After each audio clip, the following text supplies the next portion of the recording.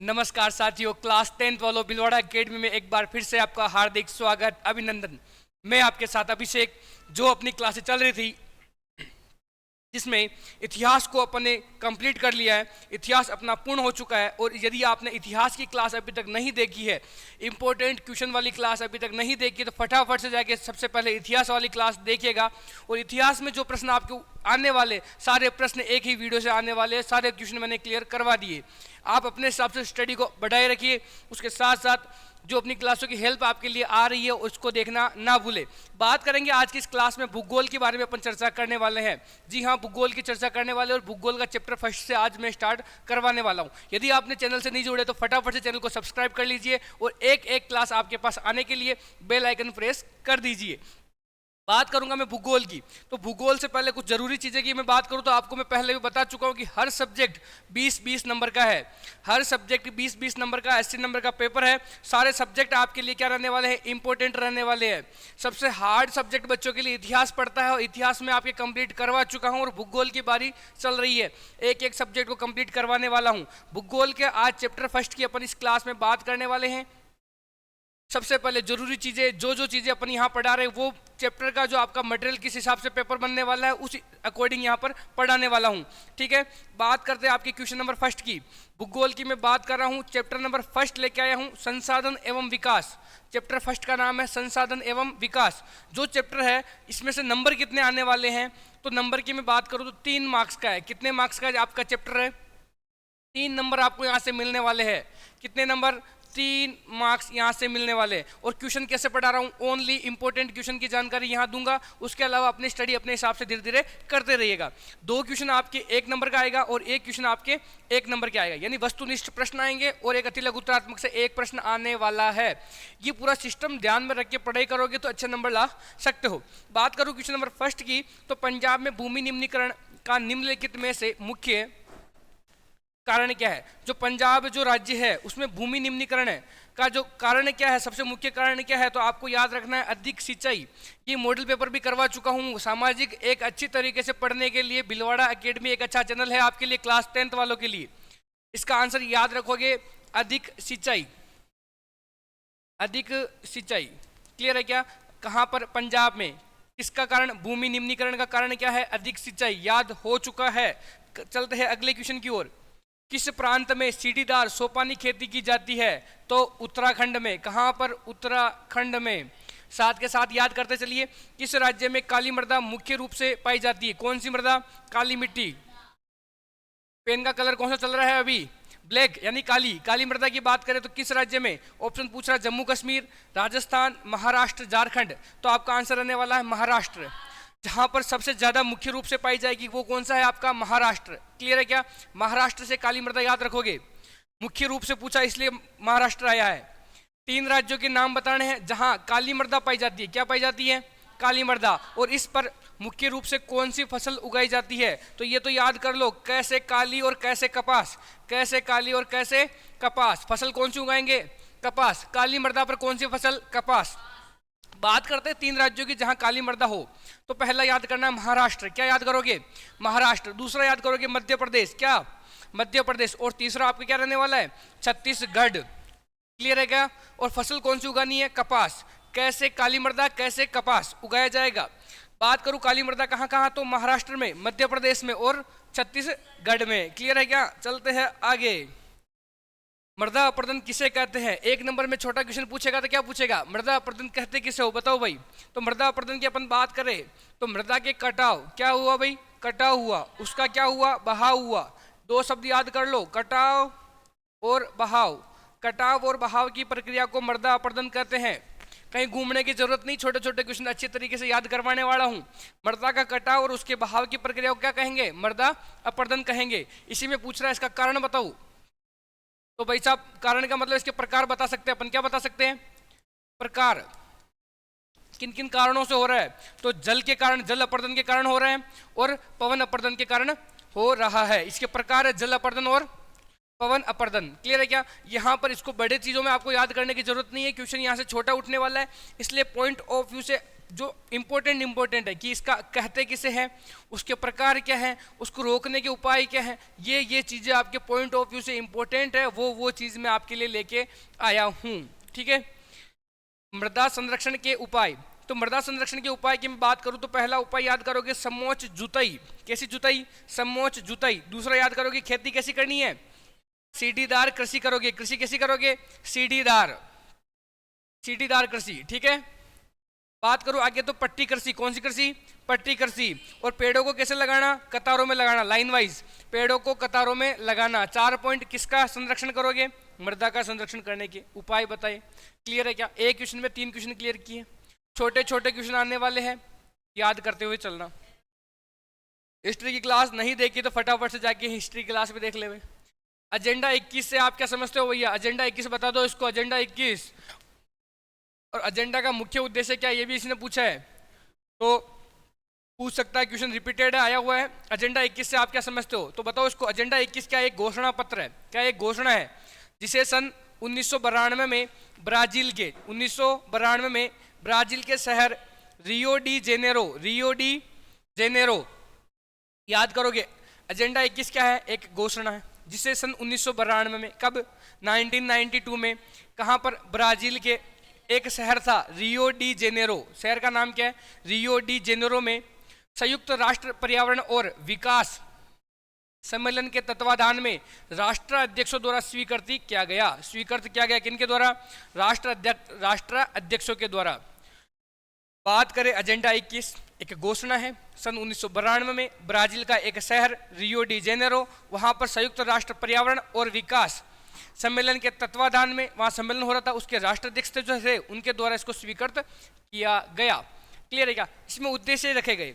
जब इसको स्वीकृत किया गया तो इसमें उद्देश्य बनाए गए कि जो भूमंडलीय सतत पोषणीय विकास हासिल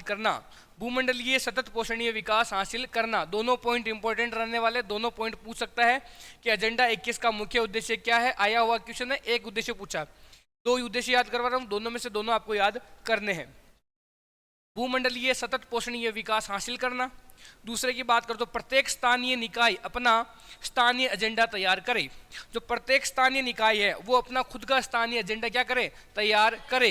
क्लियर हो गया? Agenda 21 clear. नाउ बात करते हैं आगे की ओर, तो साथ का साथ चैप्टर 2 भी मैं आज क्लियर करवाने वाला हूं आपको। चैप्टर 2 का नाम है वन एवं वन्य जीव संसाधन। बात करें कितने नंबर का आने वाला है भाई साहब? छोटे छोटे चैप्टर है, छोड़ के मत जाना, छोटे छोटे क्वेश्चन आएंगे, 2 मार्क्स का है चैप्टर रहने वाला है। ठीक है, क्वेश्चन इंपॉर्टेंट, छोटे छोटे क्वेश्चन आएंगे 2। प्रोजेक्ट टाइगर की शुरुआत कब हुई? तो प्रोजेक्ट टाइगर की शुरुआत के लिए आपको दे रखा ऑप्शन 74, 73, 75, 98, 98। 74, 75, 73 और 98, ये आपको ऑप्शन दे रखा है। यानी कि 1974 में हुआ, 1973 में, 1975 में, 1998 में। तो प्रोजेक्ट टाइगर की शुरुआत कब हुई? तो 1973 में। 1973 में प्रोजेक्ट टाइगर की शुरुआत होती है। क्या क्लियर है क्या? 1973 प्रोजेक्ट टाइगर। कैसे याद करोगे?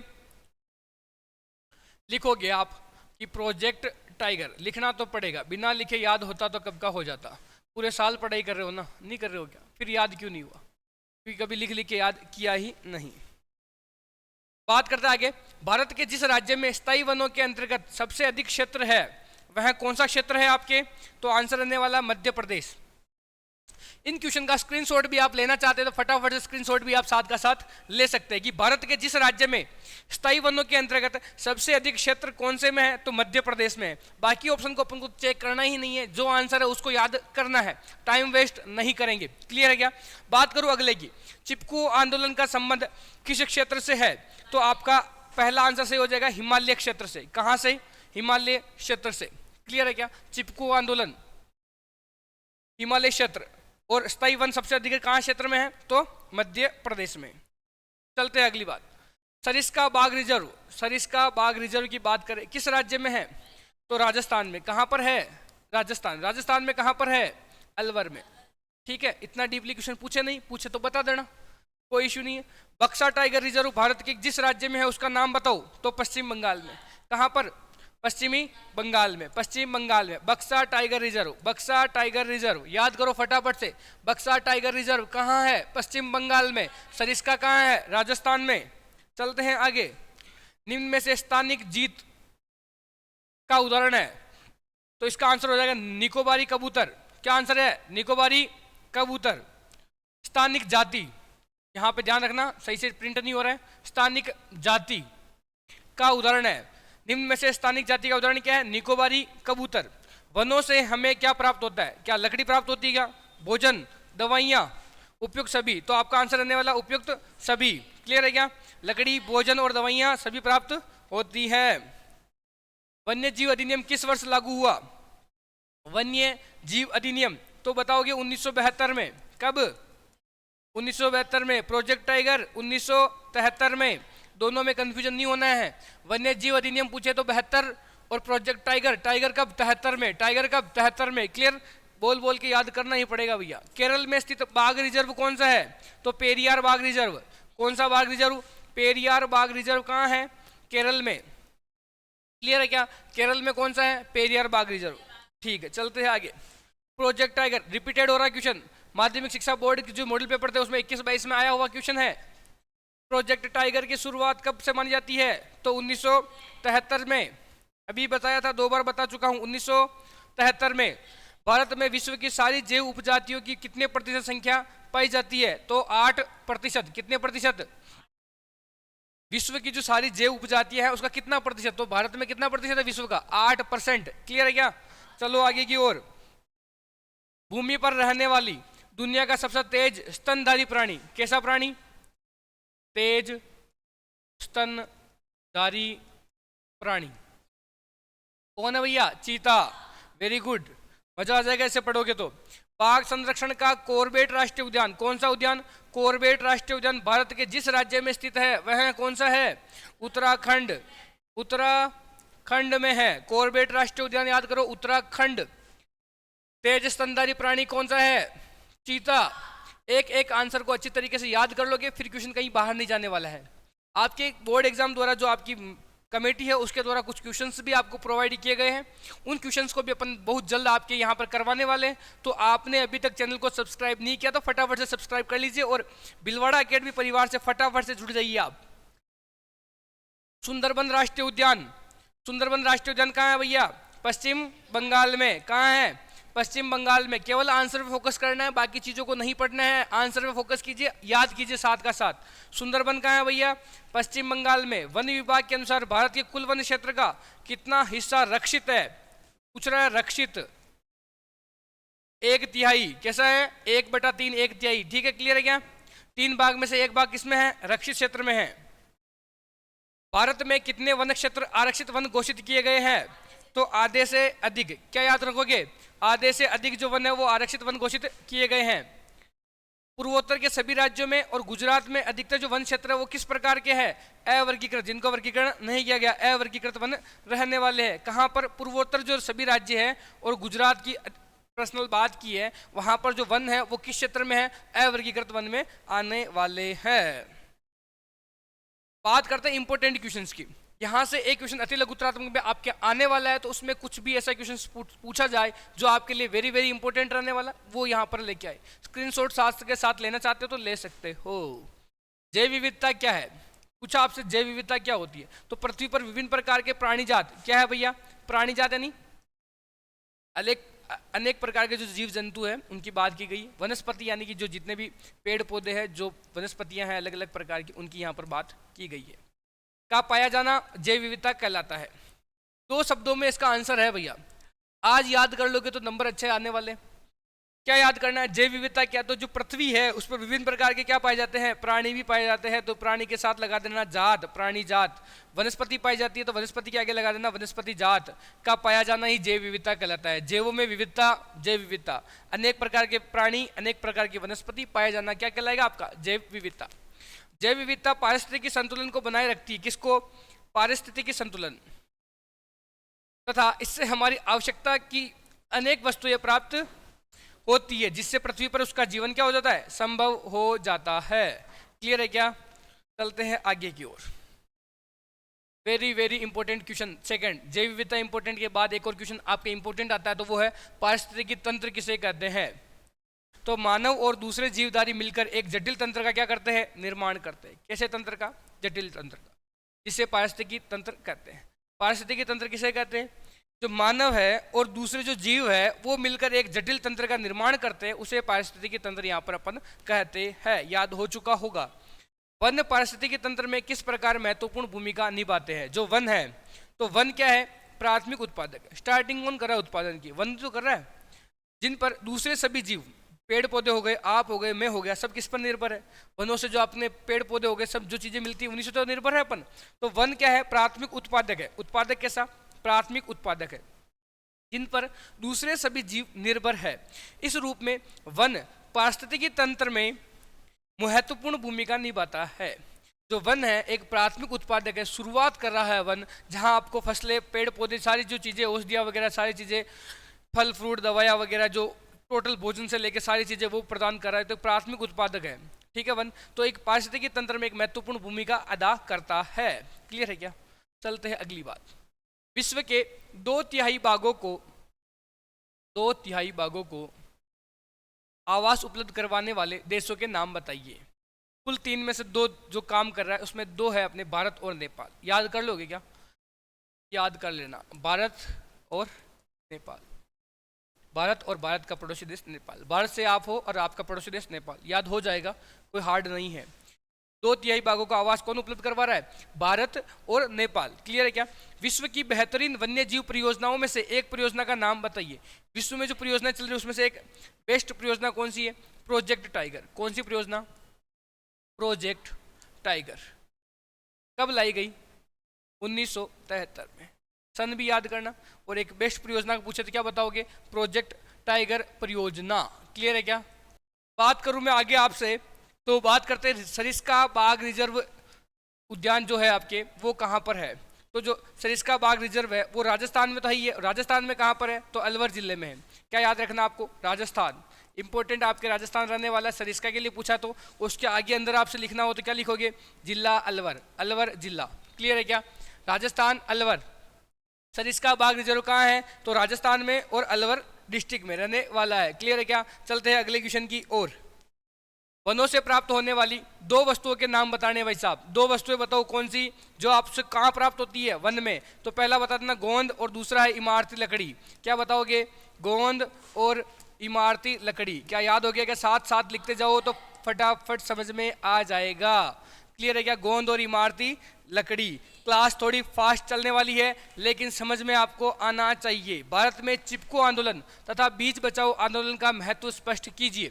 2 नंबर का यदि एक ही क्वेश्चन आता है तो आने वाला है, अति लघुत्तरात्मक में 1 प्रश्न आने वाला है, तो यहाँ से उठने वाला है। इसका चिपको आंदोलन का महत्व पूछा है या बीज बचाओ आंदोलन, तो दोनों को एक ही साथ बात करते हैं। तो भारत के हिमालय क्षेत्र में किस क्षेत्र में हुआ था, क्षेत्र भी पूछा छोटे क्वेश्चन में कि जो चिपको आंदोलन हुआ था वो किस क्षेत्र में हुआ था, तो हिमालय क्षेत्र में हुआ था। चिपको आंदोलन ने अनेक क्षेत्रों में वन कटाई रोकी। क्या की, जब एक ऐसा आंदोलन हुआ तो लोगों में जागरूकता पैदा की और दूसरी जगह जो वन कटाई हो रही थी उनको रोकने में मदद की।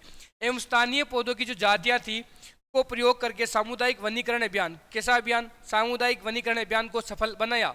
टिहरी में किसानों के बीज बचाओ आंदोलन, टिहरी में एक आंदोलन हुआ था बीज बचाओ। उस आंदोलन ने दिखा यह कि रासायनिक उर्वरकों के प्रयोग के बिना, जो रासायनिक उर्वरकों के प्रयोग के बिना भी विविध फसल उत्पादन द्वारा आर्थिक रूप से व्यवहारिक कृषि उत्पादन संभव है। बीज बचाओ, जो बीज बचाओ आंदोलन था ये टिहरी के अंदर हुआ था और यहाँ के लोगों ने इस आंदोलन के तहत बता दिया कि बिना उर्वरक के प्रयोग के, बिना रासायनिक उर्वरक के प्रयोग के बिना भी अलग अलग प्रकार की विविध प्रकार की फसलें उत्पादन की जा सकती है और अच्छी मात्रा में उत्पादन वहां से प्राप्त किया जा सकता है और आर्थिक लाभ प्राप्त किया जा सकता है। इस क्वेश्चन को लगाओ आप, वेरी वेरी वेरी इंपॉर्टेंट।